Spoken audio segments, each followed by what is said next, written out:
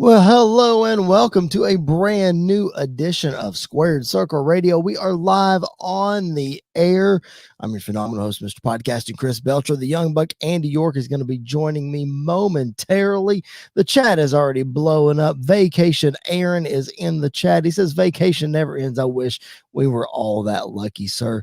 You are reading his comments in the chat as well, and I'm going to echo exactly what he's saying. Do these three things for us. Actually, four. Like the video. It helps the algorithm on the YouTube channel. We would appreciate that so very much. Even if you're not live, hit that thumbs up. That thumbs up. It's not an emoji. The thumbs up button. That we would appreciate that so much. Comment. Leave us some comments. This show is directed by you, the fans. The show is for the fans, by the fans, for a reason. Listen, as I tell you guys every single week, I got a boatload of notes here. You see some highlights. You see all these kind of things. I got notes here, the stuff we're going to talk about, but your comments will direct the show. So if you don't like the direction the show is going, you tell us what you want us to talk about and we will get right to it. And then lastly, and probably most important, as you see on the screen, subscribe to the YouTube channel. Our subscribers, I'll be honest, have plateaued a little bit and I'm kind of disappointed by that. So let's get those numbers up. If you're watching and you're not subscribed, it only takes a second. It doesn't hurt you in any way. It doesn't cost you a thing. We're not going to put you on an email list. We're not going to bombard you with a bunch of stuff. We would just say thank you for your support. It's the best way to support the show. Subscribe to the channel. We're trying to grow this thing. We're trying to make sure that the word gets out. This is a great platform for people to just get their opinions out there. So subscribe to the channel. And then lastly, there's a poll in our chat. So go check that out. It is only available in the live chat. So if you're watching live, so make sure you go vote. What was your favorite match at Crown Jewel? We're going to talk about Crown Jewel here in just a few minutes. We're also going to talk about Monday Night Raw. We're going to talk about the releases, the shocking releases that happened this past Friday. We're going to weigh in on that as well. So make sure that you are voting in the poll. That way that we can check that out a little bit later. As I said, the young buck Andy York is going to join me in a little bit. And you know what? He is probably still just basking in the glory of a Kentucky basketball victory tonight. Yes, the season tipped off tonight in Kentucky basketball in the Mark Pope era is 1-0, getting a big win. Let me tell you how big this win is. All right. And a lot of opening games under John Calipari. This is not a basketball podcast. This is wrestling. I'm going to get to it in a minute. I just got to brag for a second. Okay. Under John Calipari, Kentucky basketball in 15 seasons had only one game where they had 30 assists. Tonight, in the Mark Pope era, we had 30 assists in the opening game. So a lot of opening games under Coach Cal, Kentucky basketball struggled. And he would often say, oh, we're just freshmen. We're young. We're trying to learn how to play together and blah, blah, blah, blah, blah, whatever. Guess what? Coach Mark Pope, 0 freshmen in the starting lineup tonight. So all that to say, Kentucky basketball is in a great place, and we're very excited for it. So Andy is probably basking in the glory of that, and he'll be here momentarily. Vacation, Aaron fired it up. Memphis already lost. All my teams suck. Well, listen, Aaron, I'm telling people all the time, basketball season is here. I have reason to cheer because as far as football is concerned, I got nothing. So I can't cheer about any kind of football. I'm just glad basketball is here. Once again, thank you for joining Squared Circle Radio. This is a wrestling podcast, and I'm going to get to the wrestling. But before I get to the wrestling, I'm going to bring in the young buck. Like I said, he just popped in. Andy, I was just telling our viewers that you, just like me, were basking in the glory of this Kentucky basketball win tonight, and that's why you were running a few minutes behind. Oh, yeah, absolutely. That's the reason why I was running behind. Yeah, listen. Everybody better watch out. All those that are putting down on us because of last year and our football team and everything else. No. Basketball is here, and we look pretty good. We look really good, actually. No freshmen in the starting lineup. 30 assists. That only happened one time in the John Calipari era. So I'm just saying. It looks good. Texas A&M lost too, so that makes it even better. Exactly. Yes, they did. All right, let's get to Monday Night Raw. Now, listen, I'm going to give a caveat to all of you. I've seen some comments on our YouTube channel. And I know Jared likes to call me a shill all the time, and Andy just rolls his eyes at me. For those of you who think I just put over everything WWE does and that I'm just this big shill and they can do no wrong, this is the podcast for you, because I am quite disappointed in some Monday Night Raw results, and we are going to get to those right now. Andy, I'm going to kick it off with the way that Monday Night Raw ended. We saw number one contenders for the World Heavyweight Championships, both men and women, crowned on Monday Night Raw tonight. And Damian Priest wins the fatal four-way over Seth Rollins, Sheamus, and Dominic Mysterio to get his rematch with Gunther, something he has not had since he dropped the title at SummerSlam. And I'm going to be honest, Andy, I'm very disappointed. I'm not a fan of Damian Priest winning this. Andy, I just don't know what more they can do than what we've already seen. Yeah, I think this is, though, like, I believe this is his first feud with Gunther outside of Judgment Day. So now we're going to be able to see. He's a babyface. Okay. So now we're going to get to see what Gunther, or what Priest is like outside of the group. That's best case scenario. Worst case scenario is Balor and Judgment Day cost him again, and we're just right back where we were a couple of months ago. Right. I don't hate Priest winning this just because, we've seen it one time, but now they're in different places. So I'm curious to see where they go from there. Honestly, the only other person I would have been fine with winning is probably Sheamus, just because that's a fresh matchup that we haven't seen before. And so other than Dominic Mysterio, just to see, the world burn and just to see Gunther absolutely demolish him at some point. Yeah, I thought we were going to get that anyway, since he won the match last week, and that we wouldn't have to worry about him just being in the fatal four-way. I'm like you, man. I'm trying to be positive here, because Damian Priest has certainly turned a corner, and he arguably, you can make the argument that Damian Priest is the most improved wrestler in all of 2024. Like, from where the dude started, from us trashing the fact that he was Mr. Money in the Bank to now being one of the most popular wrestlers on Monday Night Raw. And I don't say that lightly. He really is. Yeah. Obviously they'll have a good match. I don't know, man. If this is, these matches haven't been announced, like when the match is going to happen. I'm assuming it's going to be Survivor Series. So if your world title match is Survivor Series, I guess Priest is fine. I wanted it to be Rollins or Sheamus. I mean, Gunther and Sheamus, we know what those two are capable of. We've seen it. And Sheamus getting a world title shot, they never gave him the shot against Roman. So it would have been perfect for him to get the shot against Gunther. And then I know Rollins was the first world heavyweight champion, and he would probably just get in there to lose. But dude, Rollins versus Gunther, like I know we're going to talk about Bronson Reed and that whole situation in just a little bit when we recap Crown Jewel. I think Rollins would have been fine. Andy, I honestly think this might be a matter of them just not having anything else for Damian Priest at the time and still wanting to make him feel like a big deal. Yeah, probably. I'm also just trying to run through my head of who else he could be feuding with at some point. And their list is not, there's not that many people I can think of on Raw that Priest would jump in a feud with outside of like maybe Miz again, but nobody really wants to see that probably. And then maybe Cross. But other than that, like there's nothing else really happening for Priest. So I guess just putting him in this spot till we get to Survivor Series. I don't know. I get the sense that Priest and Judgment Day are not done yet. Sure. I'm pretty sure that that's going to be a WrestleMania matchup, is probably Priest and Balor again. Yeah. But I don't know. I really don't know if you can stretch it all the way to WrestleMania. I know. It's going to be a daunting task to stretch it that far, I feel like. Yeah, I completely agree. Having said that, I thought the Fatal 4-Way match was really good. What a choke slam spot to end it. Catching Dominic Mysterio and in just one motion choke slamming him. Bronson Reed just wrecked the whole match. which again, we'll get to him and Seth Rollins in just a minute. But let's talk about the other number one contender named at the beginning of the show, Io Sky, winning a battle royal to become the number one contender for Liv Morgan's Women's World Heavyweight Championship.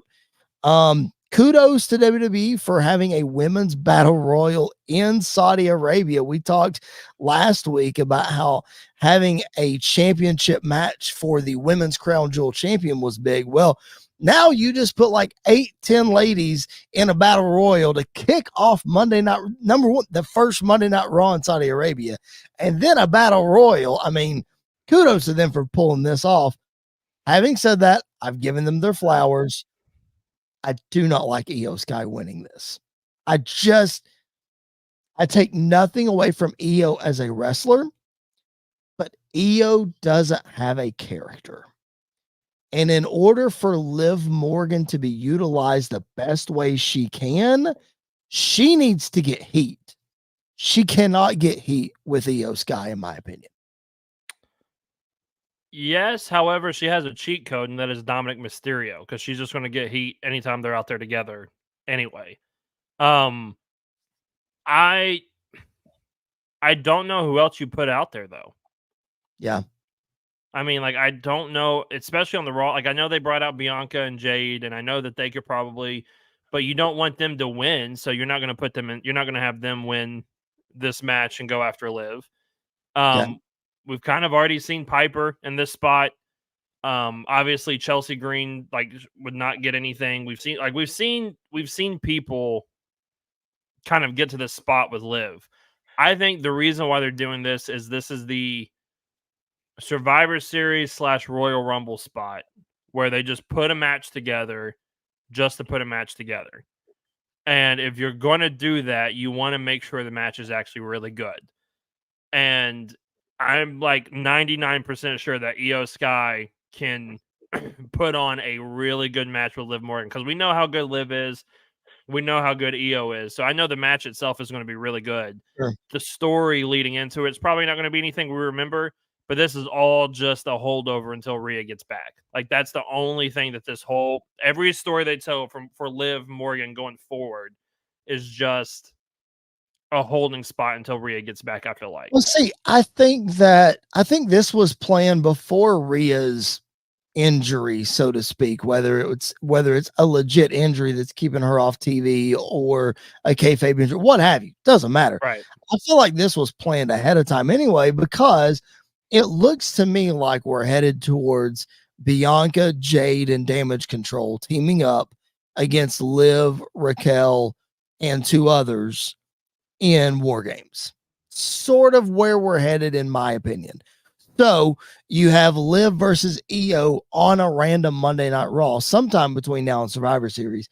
That helps sets up that War Games match. Now, you could stretch Gunther and Priest all the way to Survivor Series, and that would be okay.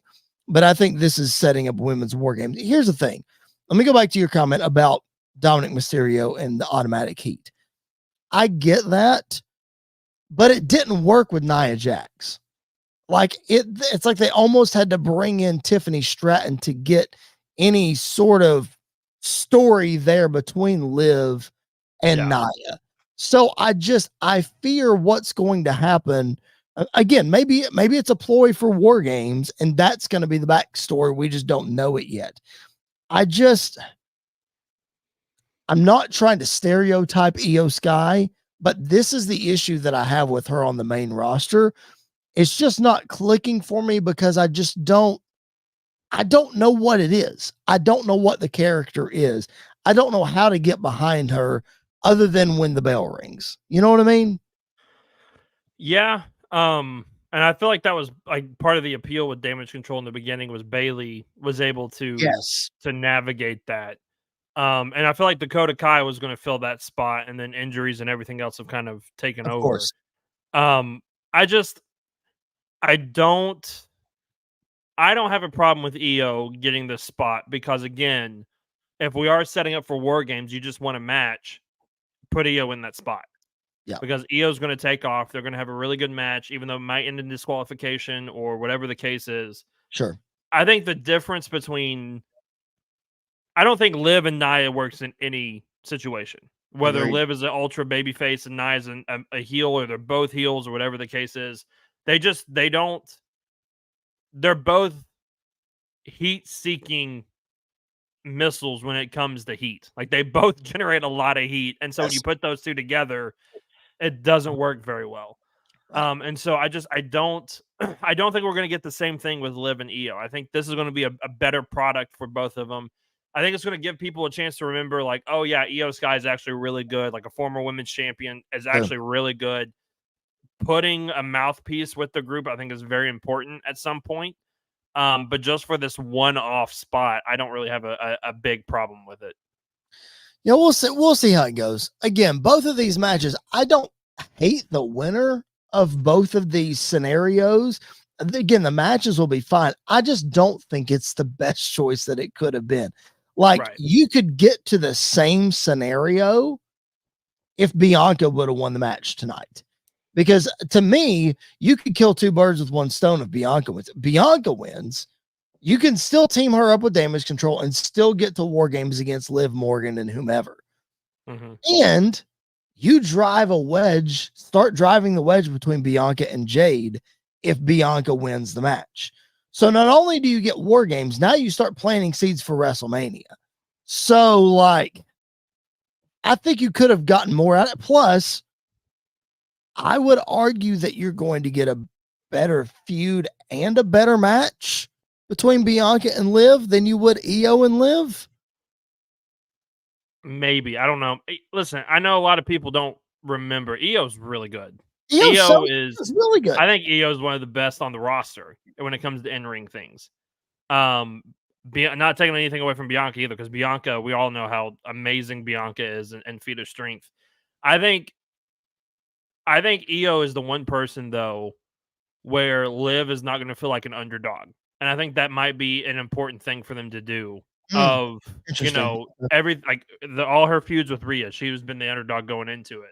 Her feud with Nia, she was the underdog going into it. If you put her in a feud with Bianca, she's going to be the underdog going into that as well. So I think this is a good opportunity for them to kind of reverse the roles and let, a heel Liv Morgan be the dominant heel in this match, throw her weight around, and then kind of go forward into the War Games scenario like that you brought up. I'm not fully convinced that Damage Control is going to be involved with it. I think the team will end up being Naomi, Jade, Bianca, and Bayley. That would make more sense. But I do see a scenario where maybe Damage Control is still upset with Bayley somehow, and so they, out of all of this, they get formed back together, or they get formed with Liv and Raquel to go against Jade and the others. Or if you're doing the Bianca, Naomi, Jade, and Bayley scenario, it makes sense, even though they just had a match, Liv, Raquel, Nia, and Tiffany on the other side. Yeah. Because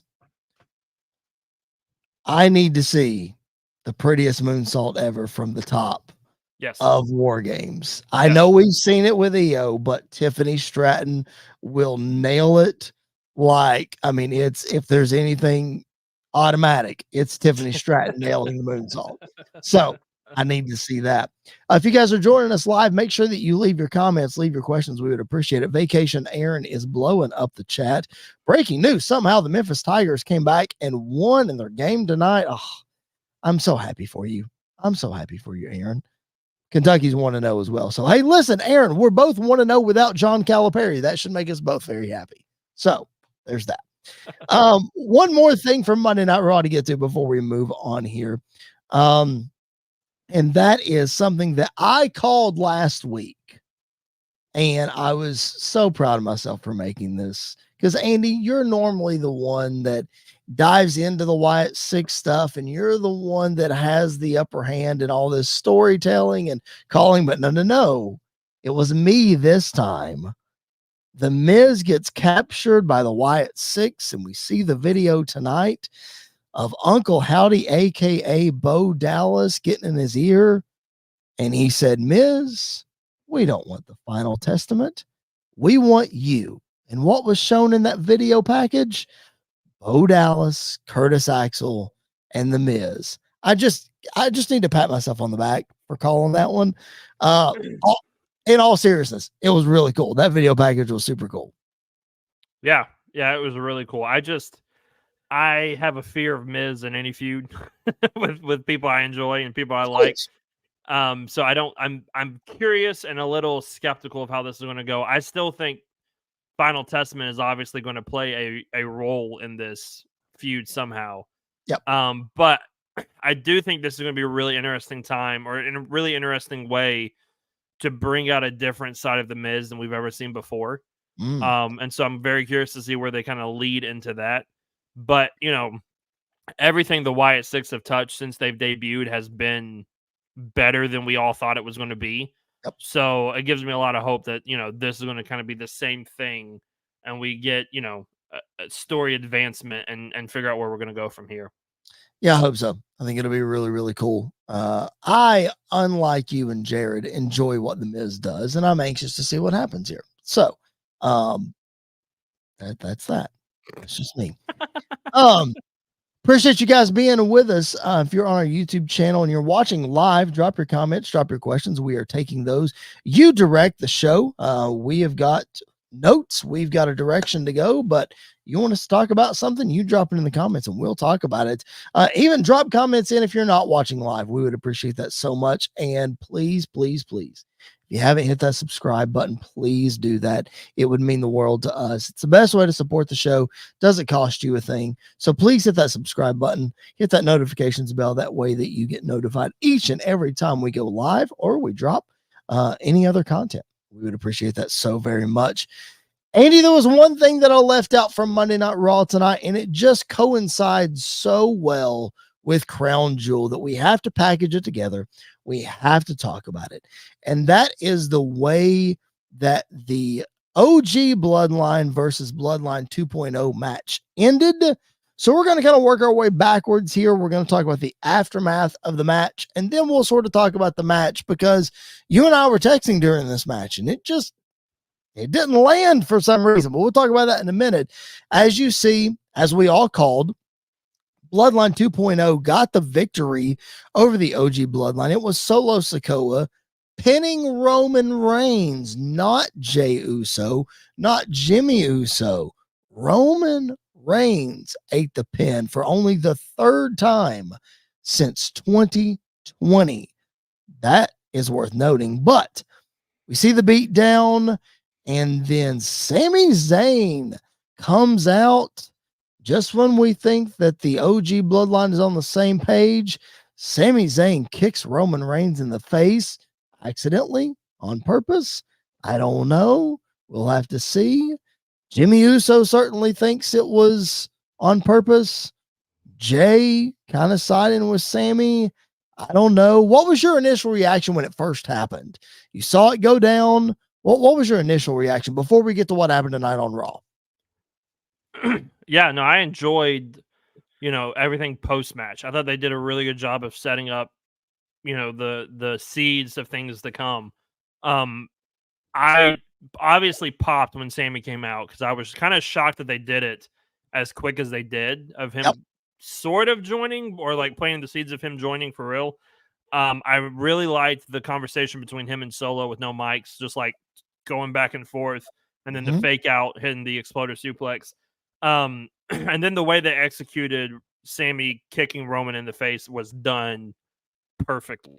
It looked really, really interesting. It looked really cool the way they did it.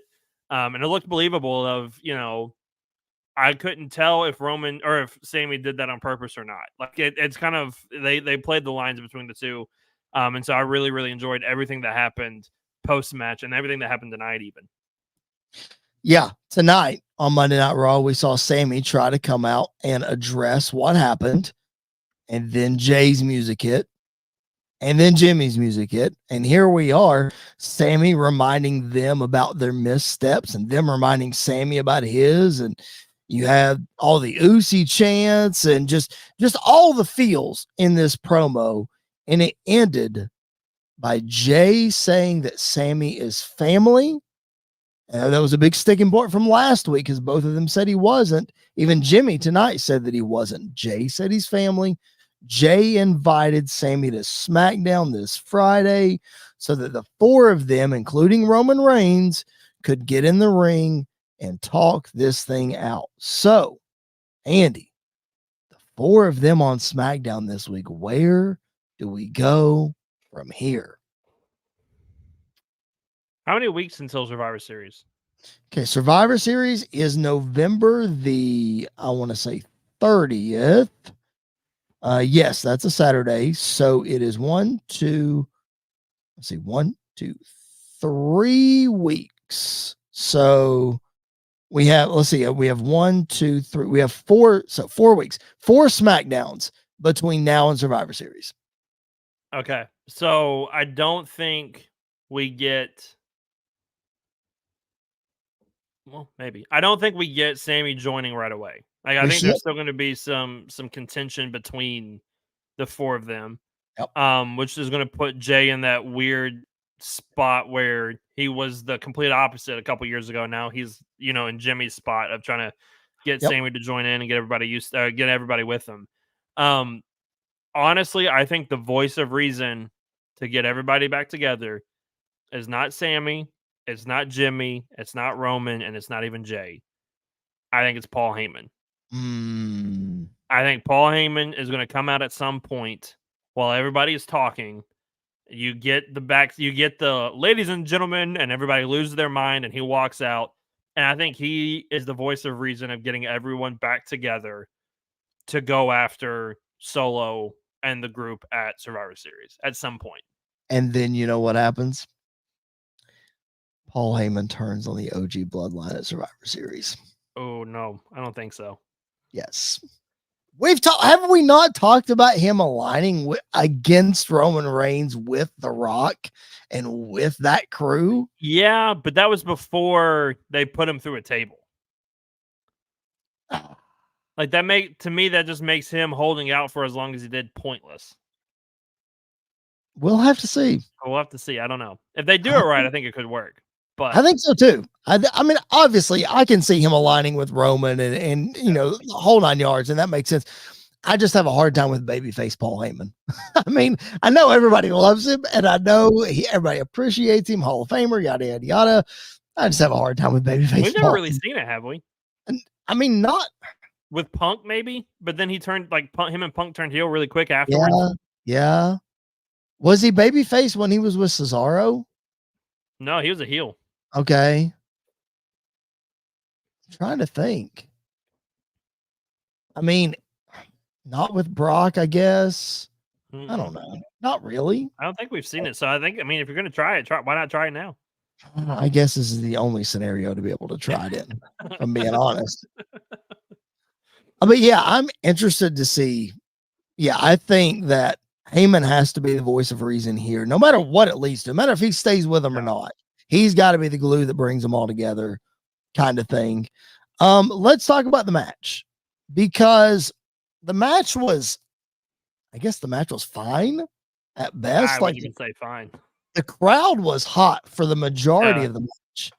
And then the finish just kind of, And I don't mean that as Roman getting pinned by Solo. I don't think that was the reason for it to be flat.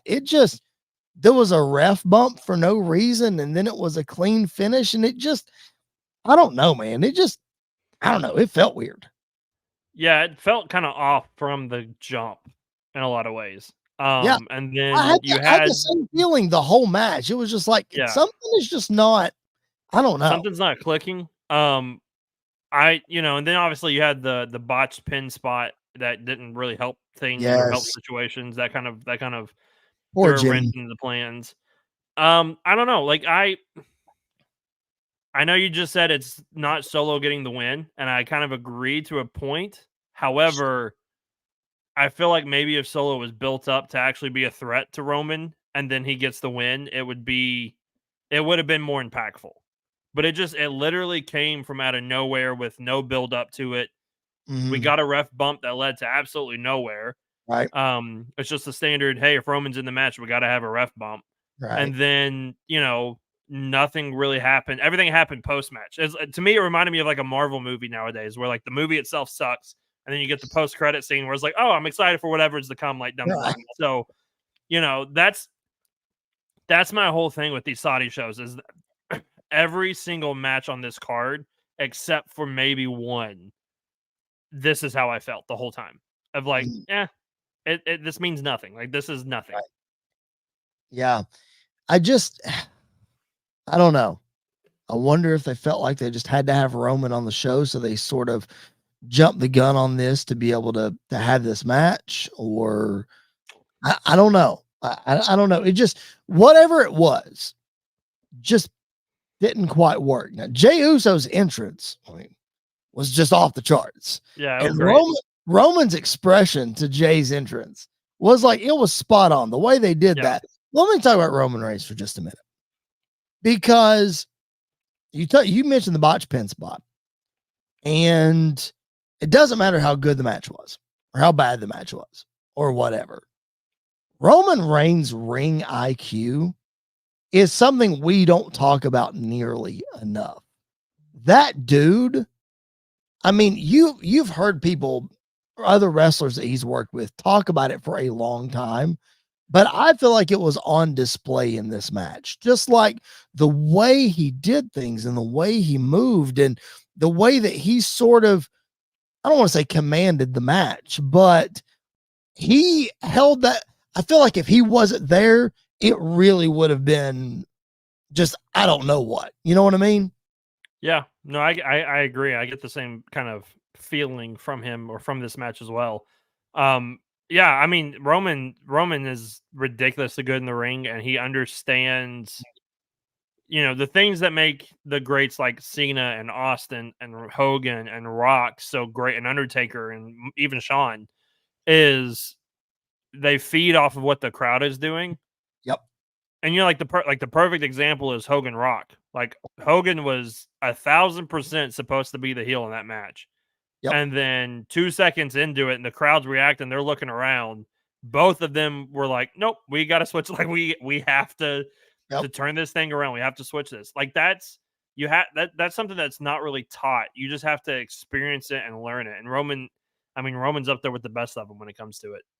Yeah, he really, really is. And it's, we say it all the time, man. It's a shame it took us this long to appreciate it and really figure that out. It's a shame it took them this long to give us this version of it. Well, with anything, patience. All right. We got to figure it out. That being said, though, if you guys are watching live on our YouTube channel, we appreciate that so very much. Like the video, subscribe to the channel, drop us a comment. We'll answer it live. And if you're on the replay, still like the video, still subscribe to the channel, and still drop us a comment. We'll try our best to respond to each and every one of them. We would appreciate that so very much. All right, Andy, let's keep going here with Crown Jewel. As you said, we said it was a glorified house show going into it.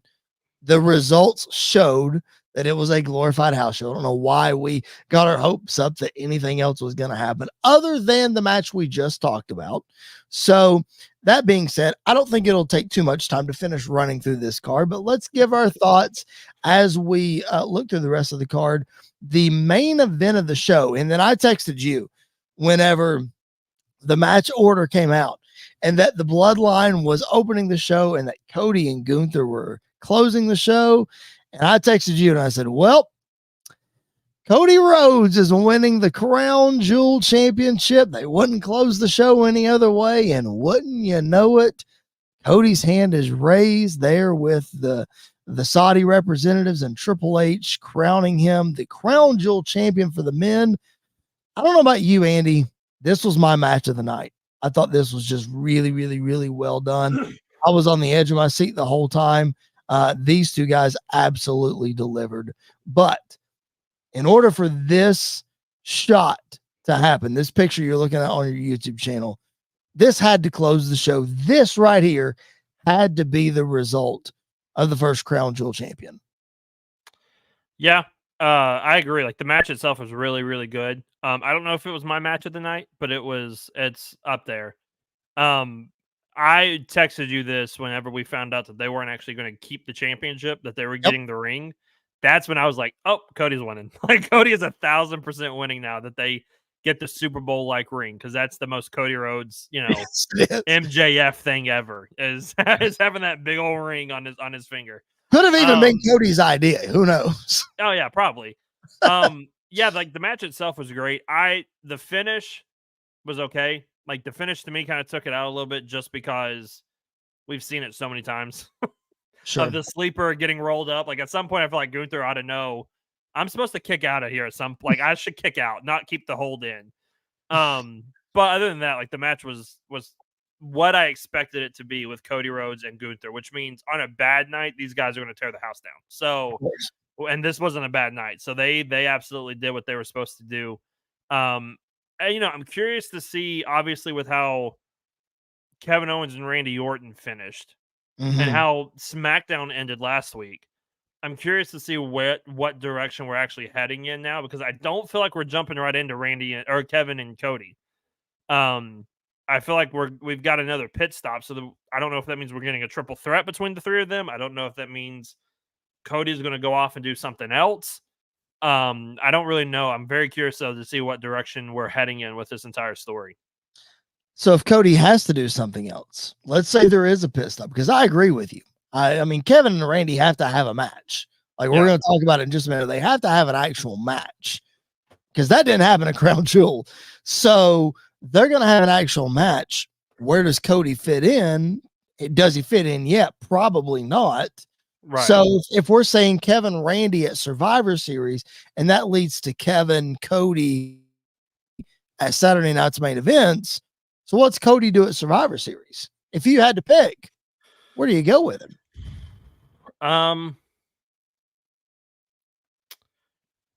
It all depends on if we're doing 4-on-4 or 5-on-5. I think that's like the best answer I can give right now.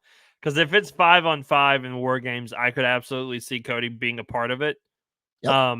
Even though storyline wise, it doesn't make the most sense. Right. But they could probably figure out a way to make it happen. If it's not War Games, then I'm trying to run through my head who's on SmackDown. Because I don't really have anybody that I'm thinking of. Because obviously LA Knight's still a champ, so you wouldn't do that. AJ's on the shelf. Can't do that. AJ's on the shelf. Carmelo Hayes, maybe. But that's kind of quick. I would like to see Cody and Andrade. Yeah, I could see that. That could be interesting. That could be really interesting. Who else is on SmackDown? I feel like I'm missing like really big names. I mean, you've got Austin Theory and Grayson Waller. Again, not huge names. Johnny Gargano, Tommaso Ciampa. I mean, I'm running into tag teams now. I mean, you could. No, not if they're in the bloodline stuff. Never mind. That's the thing, is like the show is dominated by Cody Rhodes and the bloodline. Like that's what that whole show is about. I mean, if you didn't have Paul Heyman be the voice of reason for the OG bloodline, you could have Cody. But again, wouldn't make any sense. Yeah. But I mean, I don't know. They're all friends with Cody in one way or another. So right. He's kind of tied in there. Yeah. And it would make the Cody and Roman team not seem like a one-off if you throw him in there. I don't know. I mean, then again, the fifth on the other side's The Rock, if that happens. It feels like, it feels like the brand split is kind of done for right now. Sure. Which I'm not necessarily against. I don't mind them flip-flopping back and forth, which means it would be really interesting if they wanted to revisit Cody versus Seth. Like, I think that would be interesting for the title. I don't know how long Drew and Punk are out for, but I think you could throw one of them into the mix. Cody Punk would just be amazing. I think I saw something that Drew was advertised for next Monday's Raw. Okay. It being live. So that could, I mean, you could do that. That could be a possibility. Yep. I'm telling you though, Cody Punk needs to happen sooner rather than later. Like that has to be one of the marquee ones. I agree.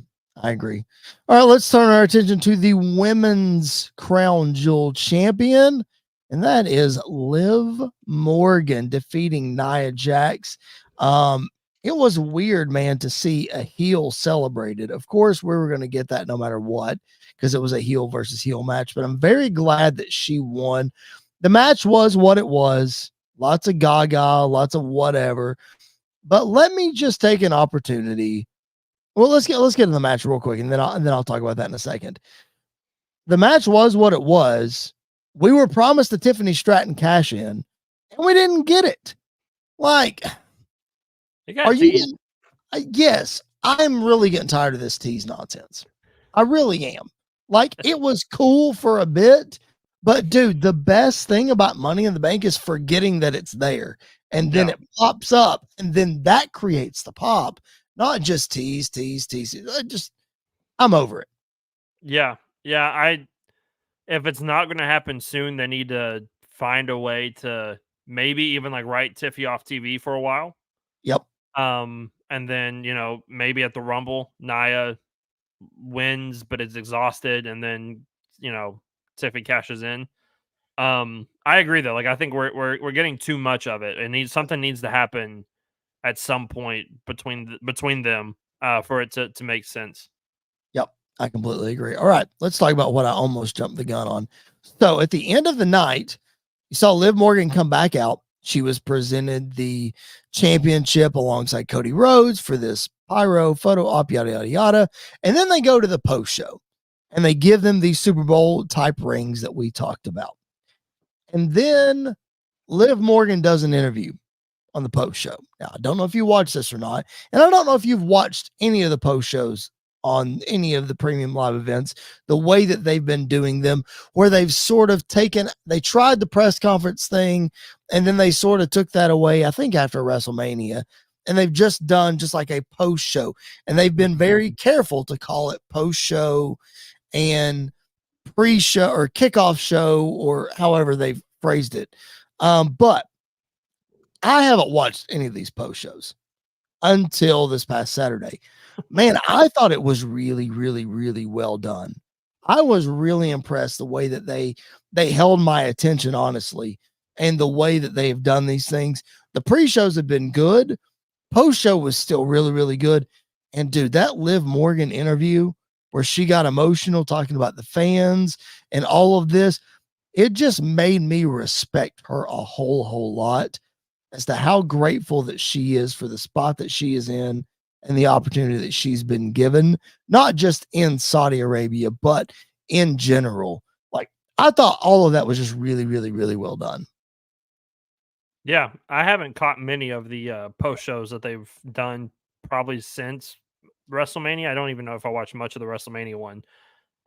But yeah, they've done really well with them, and I think we get lost in characters sometimes that we forget that they're not just characters, like they're actual people who have worked their entire life to get to this point. And so even if we don't agree with outcomes and situations and champions and everything else, for them to get that moment is very important for them. And like, they've worked hard to get to that point. Obviously, like, I'm not comparing these two at all because they're on totally different playing fields. Yep. But like Jinder Mahal winning the world title, I remember everybody losing their mind about it, and because I was one of them. But like, the dude has worked his entire career to get to that point too. So he got to that point because of his work. And I feel like the same way with Liv. Like, Liv went from being the third talked about member of the Riot Squad to now being like the only member that's still really on the roster and relevant. So like, that's crazy to go back and look at. Or actively worked really hard and got there. Or actively wrestling, honestly, because Sarah Logan had a baby and Ruby just had a baby. Yeah. And Liv is still out there kicking.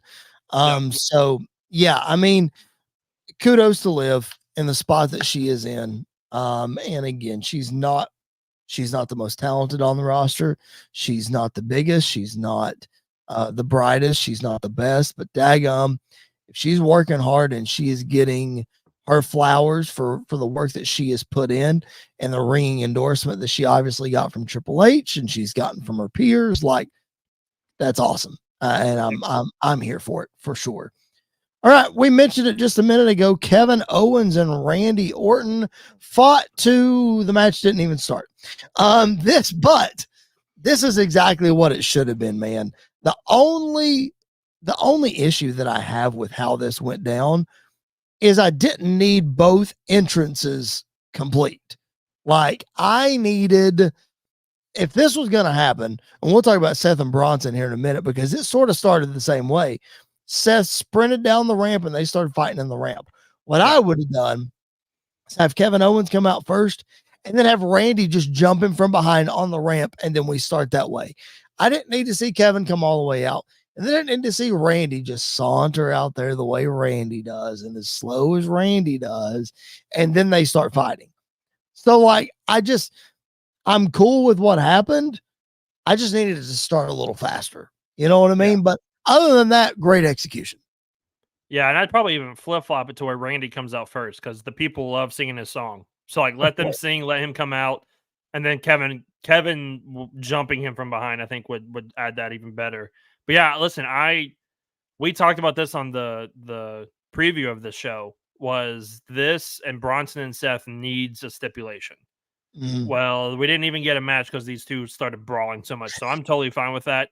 Yep. And I also learned something I did not know until watching this whole thing, is I need to see Adam Pearce wrestle, because the dude took a beautiful RKO. I mean, a gorgeous RKO. I was expecting Nick Aldis to eat it. And when Pearce was the one that got hit with it, I came out of my seat and was like, oh, okay, he needs to get in the ring, and we need to see something with both of them at some point. I mean, I'm on the train of wanting to see Nick Aldis versus Adam Pearce. Like, give me that match. I would love it. Listen, we need to, with Cody as champion, we need Nick Aldis versus Cody, like, immediately, please. I'm going to stay on that train until it happens, because we have seen that match in person for NWA, and it ruled. It needs to happen. It needs to happen at, like, a WrestleMania to me. Like, it's a big time match that needs to happen. I agree. But the way they did this, the way they laid it out, was done perfectly. Yep. And the elbow through the table, like, that was brutal. But it was done perfectly as well. Just all of it. I think the execution of this was one of the better things of the night, because while we didn't get a match, we got what we should have gotten, which was just an absolute brawl and beatdown between these two guys who cannot stand each other. Yep. Oh, it was great. And again, it's probably going to lead to something at Survivor Series, hopefully a stipulation match, something. I don't know. But speaking of Randy Orton RKOing Adam Pearce, it's very interesting, because didn't Nick Aldis find Randy Orton at some point, and Randy pay him extra and said, this is for the next time. This is for the next time that something happens. Well, guess what? That next time just came around. He's already paid for it. So it'll be interesting to see how they get to this Survivor Series match. Let's talk about Seth Rollins and Bronson Reed, which we mentioned started out this way. Eventually it got in the ring, and it led to a super stomp and a victory for Seth Rollins. But Bronson Reed popped right back up. As you see, this is a shot from the end of the match. Bronson popped back up. Bronson looked great in this match. I think it was the right call for Seth to win, because clearly, as we saw tonight on Monday Night Raw, they are not done, and Bronson Reed's probably going to get a win back. Yeah, this was probably my favorite match of the night. This was number 2 for me, for sure. Just because I love Seth Rollins, and just the way they have booked Bronson Reed ever since he did the 1,200 tsunamis on Seth, or however many it was. It was 6. Like, they have booked him to perfection. They have booked him really well to make him, this believable monster on the roster, and that's what he is an absolute monster. I was a little disappointed when Seth won, to be real honest with you, just because I thought this would have been a great moment for Bronson to get a massive win. But then when he stood back up and had blood pouring down his face and was just standing there, I went, nope, this is great. I love the way this looks. And Seth sold it perfectly, looking back, of like, this dude won't die. Like, this dude will not go away. So I'm very excited to see where they go from here. Probably we'll get a match on, like, Raw or something. I would say maybe Saturday Night Main Event. When is that? Saturday Night Main Event, I think, is December the 14th. Whatever that so we'll Saturday probably get something is. before then.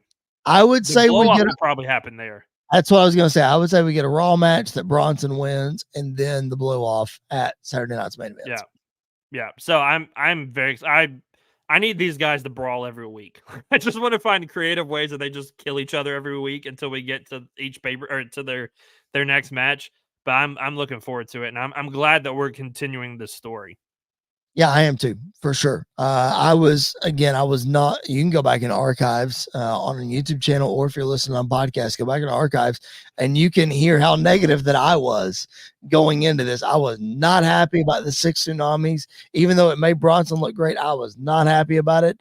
And then lo and behold, it's turned out pretty well. So I'm good with that.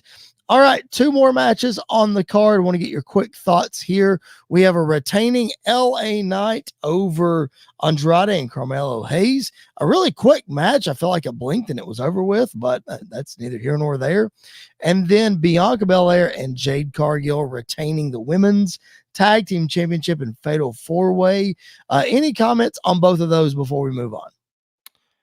Yeah, the finish to the triple threat match was done really well. Yes, I agree. I love the way it went. I kind of wish Andrade or Carmelo would have won.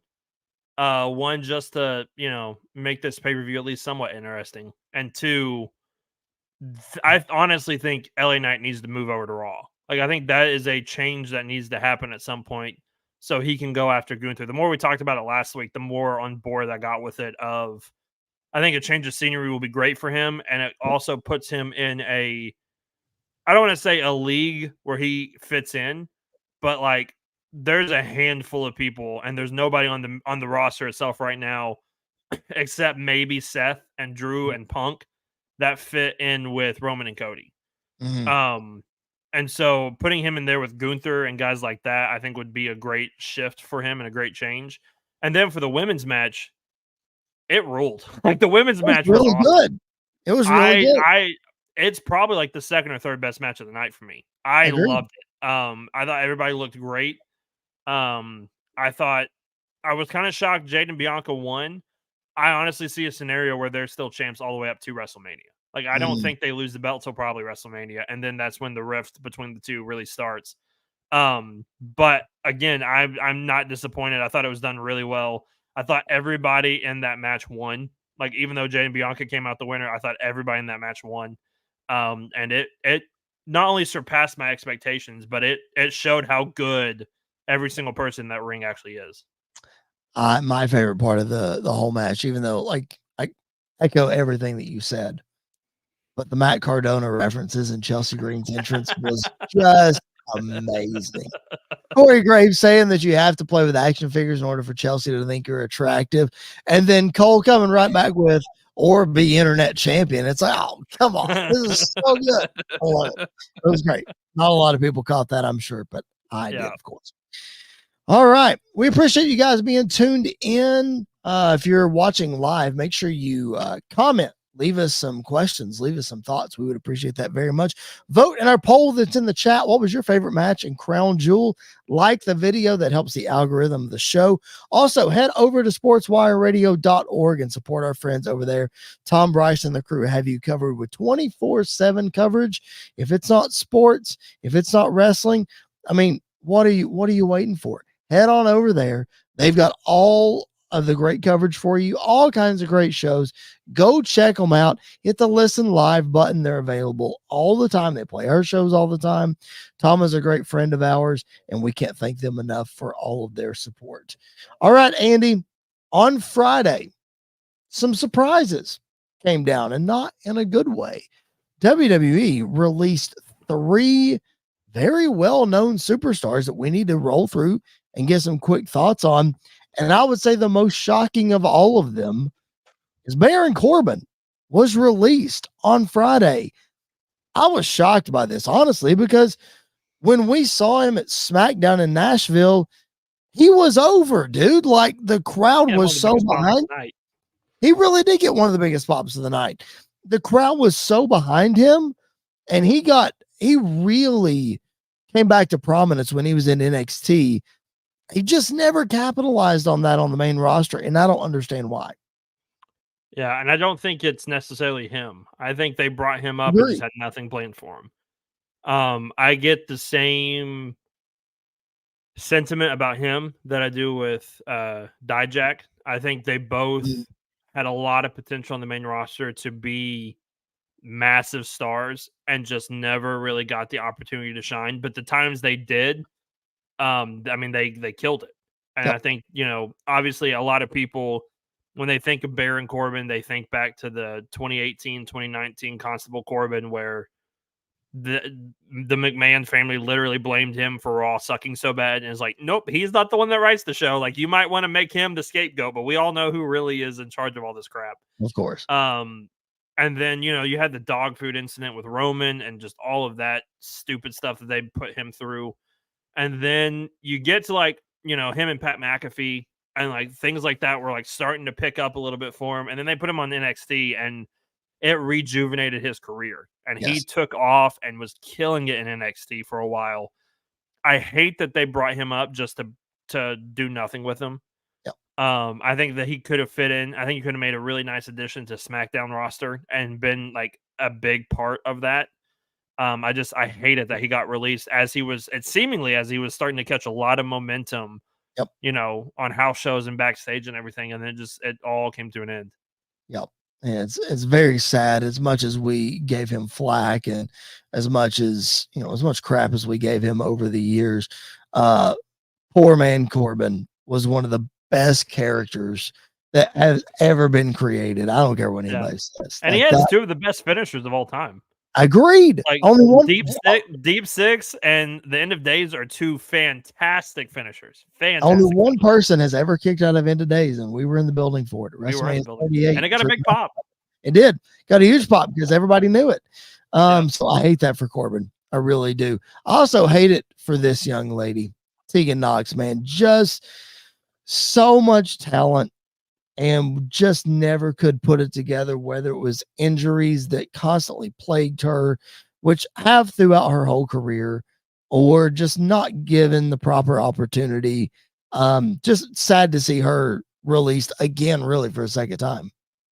Yeah, I hate it for her too. She really picked up a lot of steam in NXT, and then just the knee injuries that she had, which nobody should fault you for your knee injuries and like injuries like that, because you can't, you have no control over things like that happening. Yep. And so I hate it for her.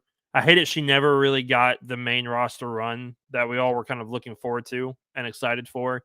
And I think a lot of people forget, like, her and Dakota Kai were a fantastic team in NXT. Yep. I was actually in the building for War Games when Dakota turned on her and kicked her at War Games and everything else like that.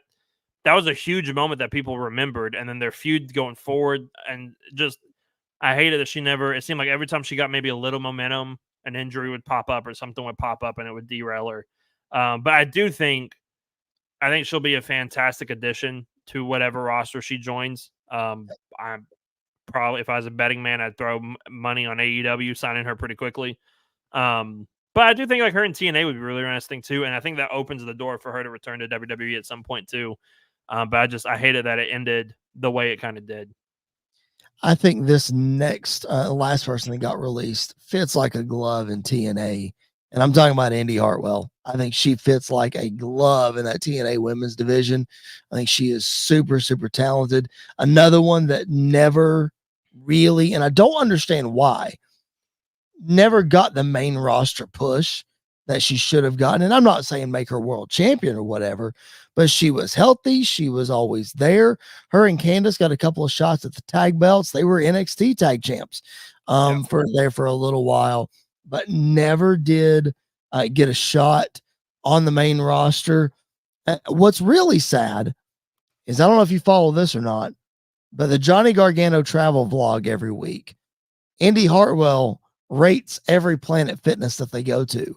I'm going to miss Indy's Planet Fitness analysis and ratings. She's a huge part of that vlog. I love it. I love it so much. But it is really sad to see her go. Yeah, this one kind of shocked me too. they literally just put Candace in there with Nia and had Indy as part of it. So like that really shocked me that this came out of nowhere or as quickly as it Even did. had her match on SmackDown after she got After they released, which released is her. wild. Yeah, which is dirty. I hate that they did that. That's wild. And like you said, she was NXT tag champ. She was NXT women's champ at one point too. She had a lot of potential and just never really got the opportunity to show it. So I hate it for her. Like you said, I think TNA would be a great fit for her. I think it would be a great spot for her. We've seen what Dana Brooke, Ash Elegance now looks like in TNA, and she she looks completely different. And her wrestles completely different than she did in WWE. And I think it'd be a good fit for her to go over there and to work on her craft even more and be independent and things like that, and go from there. And another example of that, I know it was a previous TNA regime, but another example of that was the Iconics when they were active. They went to TNA and they did some really good things at TNA as well. Mickey James, yes, absolutely. Melina, even like Melina was in TNA for a long time as well. So, I think there's a perfect spot for her to join them. Yep. I think Indy would be a great addition over at TNA. Appreciate you guys joining us. Do us a favor. Check out our brand new partners over at the Wrestling Society Network, WSN.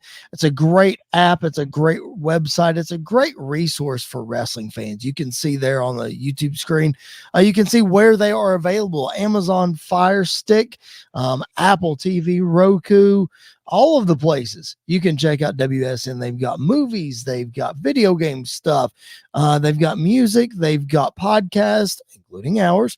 So a whole lot of great resources. Go check out our friends over at WSN, the Wrestling Society Network. Tell them we sent you, and that would be much appreciated. All right, Andy, as we wrap up here, we appreciate you guys joining us. If you're joining live or you're watching the replay, like the video, subscribe to the channel, and drop us some comments. We would appreciate that very much. As we wind down here, it's time to look back old school this week in wrestling history. A couple of interesting things have come up in this week wrestling history, Andy, that I want to get your take on. November the 3rd, 2014. It was 10 years ago today, on Monday Night Raw, that the first vignette of the New Day aired, as you see here. Xavier Woods, and then in the weeks to follow, there would be vignettes for Kofi and Big E, and that would lead to their debut, I think, later in the month. But you were watching regularly during this time. I was not. Give us the rundown. Give us the context of your first impression of all this. Oh man. First of all, I cannot believe it's been 10 years since this has happened. Yes. Second of all, like I think the original plan was for them to be like preachers. Yes. And then it kind of molded into something else. I honestly remember like them debuting and everybody hating it. Like absolutely hating it. Well, they were supposed to be heels, right? If I'm right, not but it wasn't like I know, like, I boo your heel. He is like, this is stupid. What are we doing? But then looking back at it 10 years later, like one of the greatest groups of all time. Sure. Like one of the some of the like probably the greatest tag team of all time. One of the greatest tag teams of all time, with their lengthy reign that they had during a time period where not only was WWE TV bad, but like tag team wrestling meant absolutely nothing. Yep. And then you put the New Day and the Usos in like a 200 match feud, and everybody's like, "Yep, nope, this works." Like these guys are killing each other every week, and it's working perfectly. I just looking back at it now, you get, the lead up to Kofi Mania. Now then you look at Big E a couple years later, winning Money in the Bank and winning the world title. Like these guys changed the wrestling world. They changed tag team wrestling in WWE as well, and so it just. Looking from where they started to how everybody reacted to where we are now and everything that's going on, it's crazy to look at how drastically different they are how drastically different they are from the beginning to now. Yeah, and I'm sure that we're going to talk about that in the coming weeks as this story develops. I mean, on Monday Night Raw, we saw them lose to the War Raiders tonight. They lost in the triple threat match last week. So this story continues to develop, and we'll talk about this more as the weeks go on. All right, we move from November the 3rd to November the 4th. That is today as we're recording this live. Let's go back to 1996. And that is 28 years ago. Woo, yeah, I wasn't man. born yet. I was born a month later. Wow. Okay. 28 years ago on Monday Night Raw. It was a big Monday Night Raw, Andy.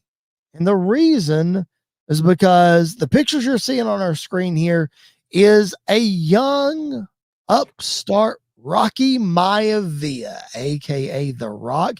But the pictures you're seeing on your screen are from Survivor Series, his in-ring debut. But Monday Night Raw, several weeks earlier, was actually the first appearance of Rocky Maivia as he came out, as he joined Mark Marrow, the Stalker, and I don't remember. Oh, Jake Roberts. He wasn't there at the time. But couple of the guys that were on that Survivor Series team, that was his first appearance. They were all out there taking on the other guys that they were going to face at Survivor Series. So really, really interesting, man, to look back 28 years ago today.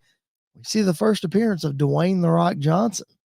He's a completely different person, isn't he? Like a wildly, completely different person. Like even looking back at like his debut and like even that run that he had, and then you get to like Nation of Domination, like the difference between that is so drastic. Yes. I never would have thought, like, if even though I wasn't born yet, if I was watching wrestling during this time, that's not a dig at you being old or anything. But like, there's no way anybody could predict that Rocky Maivia would turn into probably the most popular human being on the planet. Yep. Like, that's not, like, take wrestling out of the picture. Like, the most popular person in the entire world is The Rock. And that's not the same person. Like, you can't convince me that is the same person. It's crazy to look at the transformation that he went through. I'm not getting into politics at all, but tomorrow is election day. And if you would have told me 28 years ago, this man that you see on your screen could easily win the presidency if he was running tomorrow, like, come on. I also wouldn't believe you if you told me that, Kane, when he debuted, would also become the mayor of Knox County. But that's no, you're digging me being old and watching. 28 years ago, I was watching this episode of Monday Night Raw live. I remember watching it live, not for The Rock's debut, but for what else happened that night. The end of the show, Brian Pillman has a gun. It all happened on the same Monday Night Raw. Now, of course, I'm not showing you the gun picture, but this is a shot from inside Brian Pillman's home. You see Kevin Kelly there. You see Brian's ex-wife, or she was his wife at the time that he died, Melanie, which we all saw her on the Dark Side of the Ring. Really stole the show for not so good reasons. But anyway, this is a shot of Brian Pillman where Steve Austin had threatened to invade his home. You see Brian's cast there. He had just had that terrible accident where he had to have his ankle reconstructed. And so he's got his foot propped up there, and Steve Austin is threatening to come beat him up in his house. And Austin shows up, and Pillman just has a gun, and threatens to shoot him. And USA has to issue an apology and blah, blah, blah, blah. I remember this not for the gun incident, surprisingly. I remember this best for, and maybe this is just the weird wrestling fan in me. We got a glimpse inside of a real wrestler's home on live television. Like, I remember that being my takeaway. It's like, wait a minute. Yeah. This is a wrestler lives in Kentucky, because he lived on the Kentucky side of Cincinnati. He lived in that suburb, but it was technically in Kentucky. I was like, wait, this wrestler lives in Kentucky and we see his home live? What are we doing here? Listen, it's one of the most ambitious yet dumbest wrestling ideas ever. Is this storyline. Not because they did it, but because they did it and didn't tell anybody they were going to do it. Oh, Like yeah. that's the thing that it gets me every time. Is like Yep. Vince was like, "Yeah, we'll do it. That's fine. Like whatever happens, happens. Just do it." Like that makes no sense to me at all. But it is one of the most iconic moments now in Raw history. Is Pillman's got a gun, and you go off the air not knowing if he shot Austin or not, which is crazy to say that in context of wrestling. Brian Pillman was insane, dude. Like he Yeah, was he a was. loose cannon for a reason. You imagine Yeah, what he his was. character would be right now, especially if he was running on the indies, like be what great. it would be. It would be fantastic. Like I don't Like, know. I don't even have anybody to compare him to nowadays of what it would be like. I don't know if you know this story or not, but I'm going to tell you, and I'm going to tell all of our viewers and our listeners this because it's not super public knowledge, I don't think. Brian Pillman was so crazy during this time. Of course, it's a very well known fact that he lied to Eric Bischoff about his contract and he pitted WCW and WWE against each other so he get more money and tried to work in both companies as well as ECW and all the things. What he also did during that time was he had a really close, everybody knows that he used to play for the Cincinnati Bengals and he was really, really good. He was just very undersized because I think he played linebacker. But anyway, so he used to play for the Bengals. So he had a hookup in the NFL. Brian Pillman that year, and I don't remember if it was 96 or 97, probably in 96 because he would have had his ankle blown up in 97, so he couldn't have done this. Around this time, Brian had a hookup that he could go to the Super Bowl. And Brian wanted to get a field pass and handcuff himself to the goalpost and not tell anybody he was going to do it. That's how real he wanted this loose cannon character to be. I like it. It's insane. That's crazy. It's insane. That's crazy. Yeah. So that almost happened.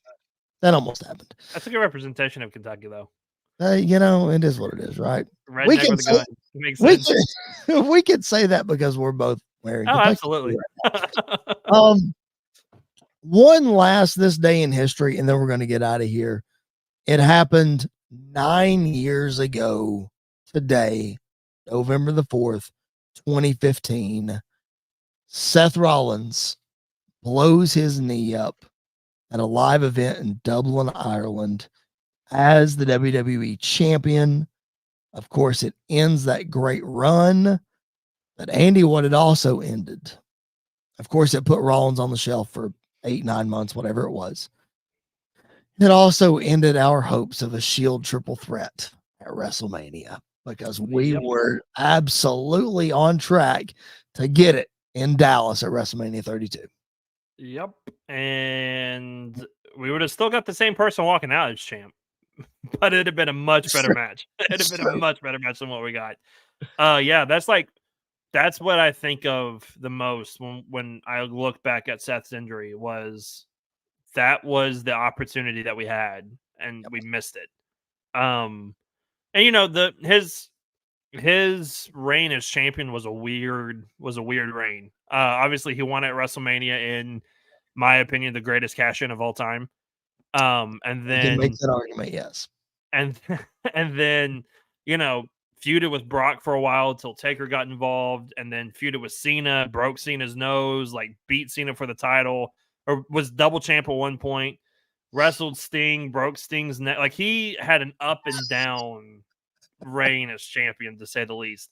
And then he goes into this feud with Kane and just on a freak incident just snaps his ACL. I think it was his ACL, wasn't it? Yep, it was. Doing a sunset flip. He was going for the buckle bomb, it looked like. And it just, I hated that it happened. It derailed his momentum. However, his return at Extreme Rules is so good. Yep. Going back and watching it, it still gives me chills to this day. I like going back and hearing the reaction from the crowd. And then they had the idea of like, oh yeah, let's just make him a heel though, even though everybody's cheering him. Like that was stupid. But, what we got after that was done really, really well. I just hated that, his reign ended in the way that it did, and it robbed us of the Shield triple threat, which I'm still holding hope for one day happens, but it seems less likely every day. Yeah, it does, man. It really does. I mean, like, look, Roman and Seth both have less career in front of them than behind them. And I don't think Mox is coming to the WWE in the next 3 years. So I'm not saying 3 years is the window. I'm just saying, like, about 2 or 3 years ago, I'd agreed with you. But after Cody has come and Punk has shown up and Jay Gargano has shown up, I'm not ruling anything out at this point. That's fair. That's fair. It seems like it's very unlikely to happen, which is just, it's horrible that it's not going to happen. Yeah.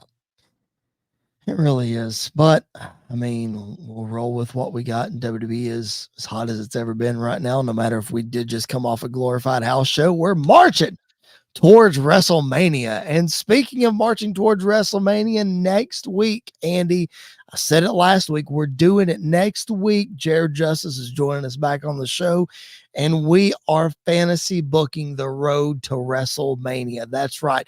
We have to do it now because things are going to start unfolding, and we have to be on the front end and say, we told you so. This is what we said was going to happen.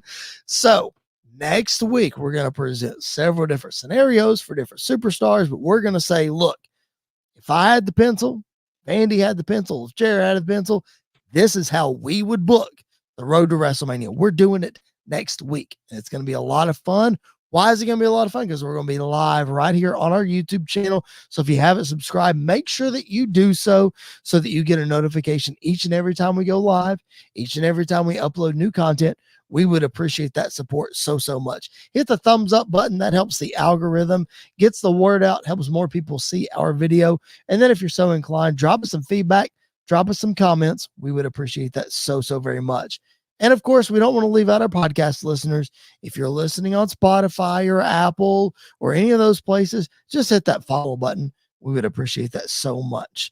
Andy, shout out to our partners over at SportsWire Radio and WSN. They play our stuff all the time. They help get the word out about Squared Circle Radio. We can never thank them enough. But that's been another great show, man. Anything else to add before we sign off? Yeah, I know we don't like talking about AEW on here because somebody's a hater, but Bobby Lashley is showing up in AEW, man. The Hurt Business getting back together. I think it's a good move. I think having those three guys together on AEW is smart, and putting them in a feud with Swerve right away, I think is the smartest choice they can go with. And I'm excited to see what Bobby can do in AEW. I think he's going to have a good run. We've seen what he could do in TNA when he left the first time, and I think he's going to have that fire under him again to do bigger and better things in AEW. So I'm looking forward to it. Lots of stuff in the world of wrestling, not just WWE, that we did not cover on this show yet. Bobby Lashley debut. We saw Ricochet challenge Zack Sabre Jr. We saw Kenny Omega say that he's going to wrestle in January as long as the doctors clear him. So that's huge news. Yeah. And then several things still happen on Monday Night Raw tonight that we didn't talk about. And then, of course, Friday Night SmackDown last week was really, really good. Yes. Is NXT in Philly this week? Is it this week that they're in Philly? And NXT 2300. It's at the ECW Arena this coming Wednesday. Of course, it's normally on Tuesdays. This week, it is on Wednesday. Massive tag team match, Ridge Holland and Ethan Page against the NXT champion Trick Williams and Bubba Ray Dudley. RVD's confirmed to be there. Dawn Marie's confirmed to be there. And I'm sure there's some unconfirmed guests that are also going to be there. It's going to be a lot of fun. I can't wait to watch that show. Yeah, I can't wait either. I'm glad they moved it from Tuesday to Wednesday because everybody's going to be preoccupied with the college football playoff rankings coming out, and it's an important time tomorrow. Everybody's going to be paying attention to that. Sure, that's the only thing we're going to be preoccupied with tomorrow. I don't know what else is going on tomorrow. I have no idea what else is going on tomorrow either. All right. Thoughts and prayers for the US of A coming up tomorrow. All of that being said, We appreciate you guys joining us again, whether you're live or you're watching on replay. We thank you for your support. Hit the like button and hit that subscribe button as well. We would appreciate it. For Mr. Andy York, my name is Chris Belcher, and this has been another live edition of Squared Circle Radio. We will catch you guys down the road.